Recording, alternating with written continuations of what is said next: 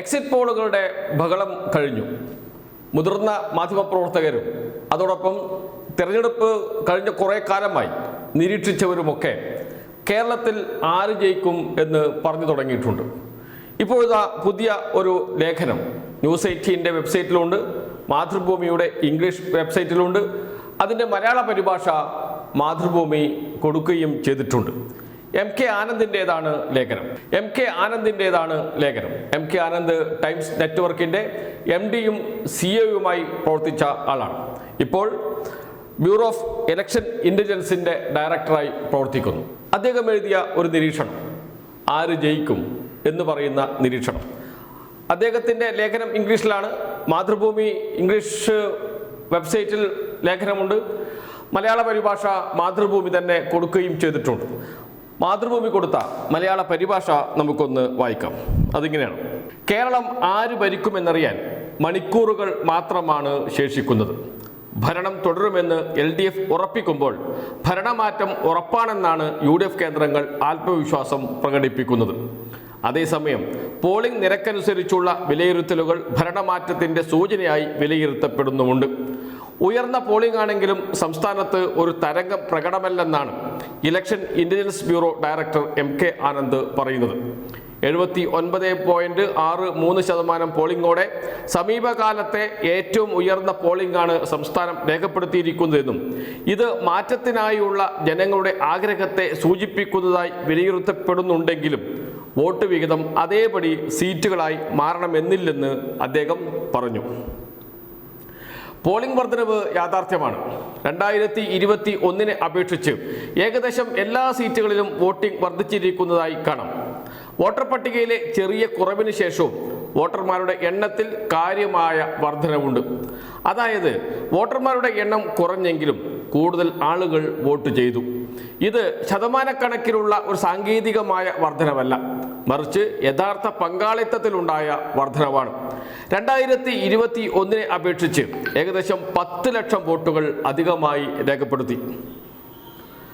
വടക്കൻ കേരളം, പ്രത്യേകിച്ച് മലബാർ മേഖലയിലാണ് പങ്കാളിത്തത്തിൽ ഏറ്റവും വലിയ വർധനവ് കണ്ടിരിക്കുന്നത്.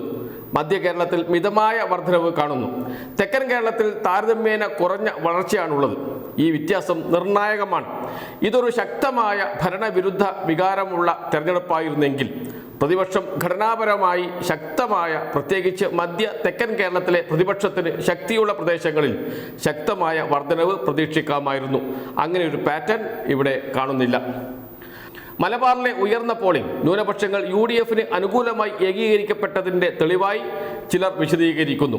എന്നാൽ ന്യൂനപക്ഷങ്ങൾ കൂടുതലുള്ള മണ്ഡലങ്ങളിൽ മാത്രമല്ല, മറ്റു മണ്ഡലങ്ങളിലും LDF അനുകൂല മണ്ഡലങ്ങളിലും പോളിംഗ് വർധനവ് ദൃശ്യമാണ്.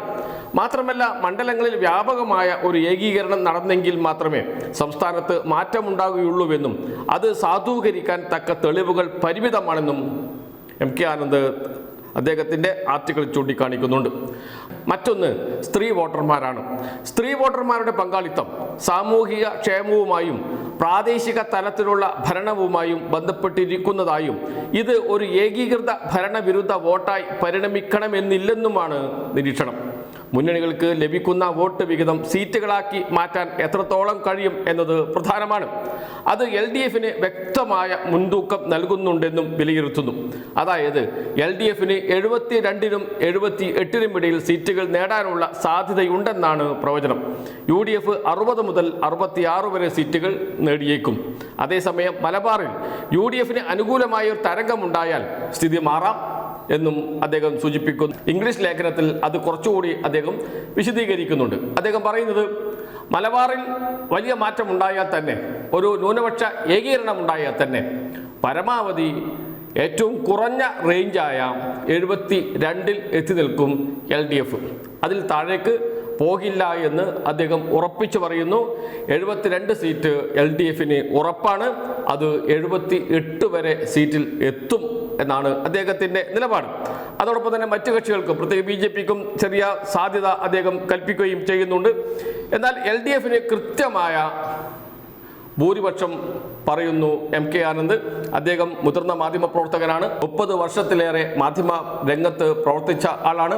ടൈംസ് നെറ്റ്വർക്കിൻ്റെ MD-യും CEO-ആയിരുന്നു. ഇപ്പോൾ ബ്യൂറോ ഓഫ് ഇലക്ഷൻ ഇന്റലിജൻസിന്റെ ഡയറക്ടറായി പ്രവർത്തിക്കുന്നു. അദ്ദേഹം പറയുന്ന പ്രധാനപ്പെട്ട പോയിന്റുകൾ ചുരുക്കി പറഞ്ഞാൽ, ഒന്നാമത് വടക്കൻ കേരളത്തിൽ പ്രത്യേകിച്ച് മലബാർ മേഖലയിൽ വോട്ട് വർദ്ധിച്ചിട്ടുണ്ട്, വോട്ടിംഗ് ശതമാനം കൂടിയിട്ടുണ്ട്, വലിയ പങ്കാളിത്തം വോട്ടർമാരുടേത് ഉണ്ടായിട്ടുണ്ട്. അത് മുസ്ലിം ന്യൂനപക്ഷത്തിൻ്റെ സർക്കാരിനെതിരായ ഏകീകരണമാണ് എന്നാണ് പ്രധാനപ്പെട്ട വാദം. അത് പൊളിക്കുന്നു MK ആനന്ദ്. അദ്ദേഹം പറയുന്നത് മുസ്ലിം ഭൂരിപക്ഷ സ്ഥലങ്ങളിൽ മാത്രമല്ല, LDFന് സാധ്യതയുള്ള, LDFന് നല്ല സ്വാധീനമുള്ള, അതോടൊപ്പം തന്നെ രണ്ടുപേർക്കും നല്ല സ്വാധീനമുള്ള സ്ഥലങ്ങളിലും മണ്ഡലങ്ങളിലും പോളിംഗ് ശതമാനം വർദ്ധിച്ചിട്ടുണ്ട്. മുസ്ലിം ഏകീകരണമാണ് നടന്നത് എങ്കിൽ മുസ്ലിം ഭൂരിപക്ഷ മണ്ഡലങ്ങളിൽ മാത്രമേ പോളിംഗ് ശതമാനം ഉയരാൻ പാടുള്ളൂ. പക്ഷേ ഇത് എല്ലായിടത്തും പോളിംഗ് ശതമാനം വർദ്ധിച്ചിട്ടുണ്ട് എന്നാണ്. അതോടൊപ്പം തന്നെ തെക്കൻ കേരളത്തിലും മധ്യ കേരളത്തിലും LDFന്റെ വോട്ടിംഗ് ശതമാനത്തിൽ വലിയ ഇടിവുണ്ടാകാൻ സാധ്യതയില്ല.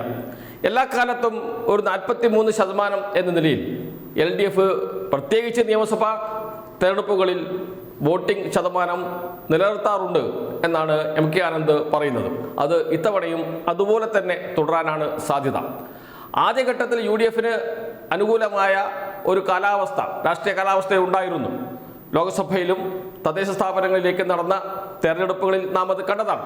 എന്നാൽ മെല്ലെ മെല്ലെ LDFന്റെ വോട്ടുകൾ LDF തിരിച്ചു പിടിക്കുന്ന കാഴ്ചയാണ് കാണാൻ കഴിഞ്ഞത്. ഏറ്റവും ഒടുവിൽ ന്യൂനപക്ഷ ഏകീകരണമുണ്ട് എന്ന് എല്ലാവരും പറയുന്നുണ്ട് എങ്കിലും അവസാന ഘട്ടമാകുമ്പോഴേക്കും ന്യൂനപക്ഷ ഏകീകരണം ഒരു ന്യൂട്രൽ അവസ്ഥയിലേക്ക് വന്നിരുന്നു. ന്യൂനപക്ഷ ഏകീകരണം ഉണ്ട് എന്ന് പറയുമ്പോൾ തന്നെ നേരെ അപ്പുറത്ത് ഭൂരിപക്ഷ ഏകീകരണവും പല മണ്ഡലങ്ങളിലും കാണാൻ കഴിയുന്നുമുണ്ട്. അതുമാത്രമല്ല, CPIMന്റെ LDFന്റെ സംഘടനാ ശേഷി ഉപയോഗപ്പെടുത്തിക്കൊണ്ട് പരമാവധി LDF വോട്ടുകളെ പോളിംഗ് ബൂത്തിലെത്തിക്കാൻ കഴിയുകയും ചെയ്തിട്ടുണ്ട് എന്ന നിഗമനവും ഇതിൻ്റെ ഭാഗമായി. എന്ന് വെച്ചാൽ 78 സീറ്റ് കൂടിയത് LDFന് പ്രവചിക്കുന്നു. UDFനാകട്ടെ അത് 60 മുതൽ 66 സീറ്റ് വരെയാണ്. LDFന്റെ സീറ്റ് എത്ര കുറഞ്ഞാലും 72-ൽ വന്നു നിൽക്കും. മലബാറിൽ ന്യൂനപക്ഷ ഏകീകരണം വലിയ തോതിൽ UDFന് അനുകൂലമായി നടന്നിട്ടുണ്ട് എങ്കിൽ LDFന്റെ സീറ്റ് 72-ൽ വന്നു നിൽക്കും. അതിൽ നിന്ന് താഴേക്ക് പോകില്ല എന്ന് കൃത്യമായും പറയുന്നു ഈ നിരീക്ഷണത്തിൽ. Under stress conditions, particularly if turnout in key Malabar constituencies skews sharply towards the opposition, the LDF's tally could move toward the lower end of the range. Lower end of the range എന്ന് വെച്ചാൽ 72-ൽ വന്ന് നിൽക്കും. മലബാറിൽ വലിയ മാറ്റം UDFന് അനുകൂലമായി ഉണ്ടായാൽ പോലും എന്ന് കൃത്യമായും പറയുകയാണ് MK ആനന്ദ് ചെയ്യുന്നത്. എന്ന് വെച്ചാൽ തുടർഭരണം, പിണറായി സർക്കാരിൻ്റെ LDF സർക്കാരിൻ്റെ തുടർഭരണം ഉണ്ടാകും എന്ന് തന്നെയാണ് മാധ്യമ രംഗത്ത് ഇത്രയും കാലം പ്രവർത്തന പരിചയമുള്ള MK ആനന്ദ് കൃത്യമായും കണക്കുകളുടെയും ഡാറ്റകളുടെയും അടിസ്ഥാനത്തിൽ വിശദീകരിക്കുന്നത്.